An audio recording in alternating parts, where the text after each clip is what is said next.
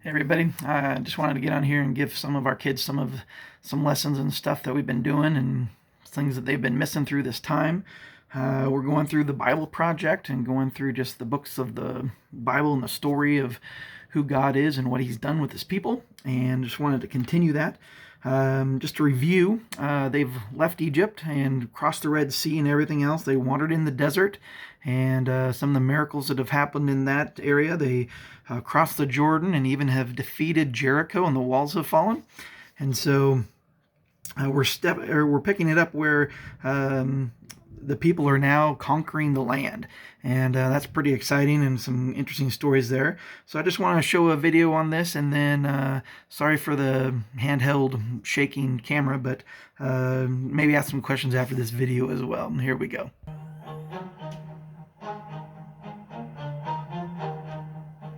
God was with his people as they entered the promised land. Joshua and the Israelites had defeated the cities of Jericho and Ai. They made peace with their neighbors, the people of Gibeon. One day, the Israelites came to a place ruled by 5 kings. The kings did not love God or worship him. They had heard about God's people and were afraid. One king called to the other 4 kings in the land. He said to them, "Help me attack Gibeon, because it has made peace with Joshua and the people of Israel." So the 5 kings joined forces and went up with all their armies to fight against Gibeon. The men of Gibeon sent a message to Joshua, "Help us, save us. All the kings who live in this land are fighting against us." So Joshua and his whole army went to Gibeon to help them.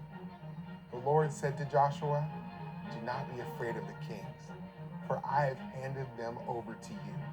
Not one of them will be able to stand against you." Joshua and his army marched all night from where they were staying, and they surprised the 5 kings' armies.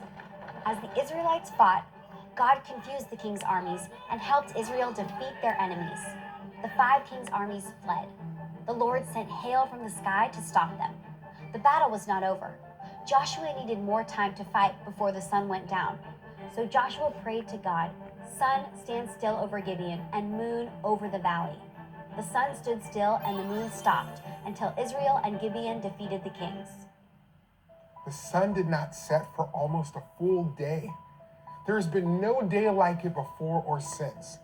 As the Israelites traveled in the promised land, they took over many other cities.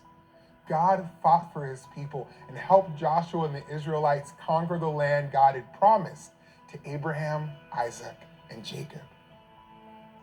God gave the Israelites peace and rest from their enemies for many years. When Joshua was old, he reminded the Israelites about all the great things God had done for them. The people said, "We will worship the Lord because he is our God." Then Joshua died. Oh, hello there. Joshua's name means the Lord is salvation. God fought for Joshua and the Israelites, saving them and giving them victory over their enemies. Sinners can look to God for victory over sin and death. God brought us salvation by sending his son, Jesus, to die on the cross and rise again. Yeah, now that's an incredible story of what God did. Actually stop the sun. I mean, I don't know. There are some days I'd love to stop the sun and just let it go on and stuff. So much fun. And other days I'm sitting there going like, man, I wish this day would get over. But God, in his faithfulness, just did some amazing stuff for these people who were fighting these guys and trying to do what God told them to do, to be obedient to him. God made the sun stand still, and he gave his people victory. It's an amazing miracle. And God's promise to give his people their land finally came true in Joshua's life. God gave them victory in the land and let them experience peace for many years. And the question becomes for us then is like, how do we glorify God? How do we glorify God? How do we do that in our day today? Because he's probably not going to stop the sun, but I mean, it is 2020, so there is also that. We glorify God by loving him and obeying him. Joshua obeyed God. He, in faith, stepped up and did the things that God was telling him to do. And we need to do those same type of things so that we can show God that we love him.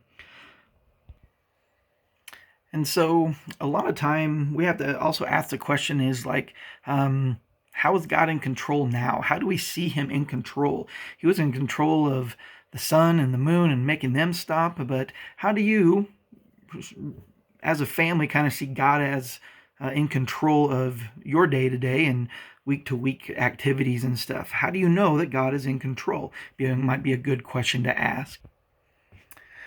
And now, one of the activities that my family could also do with this is maybe play like Simon Says and see who is the best leader and follower on knowing what they're supposed to do when Simon says it and not doing it when Simon doesn't say that.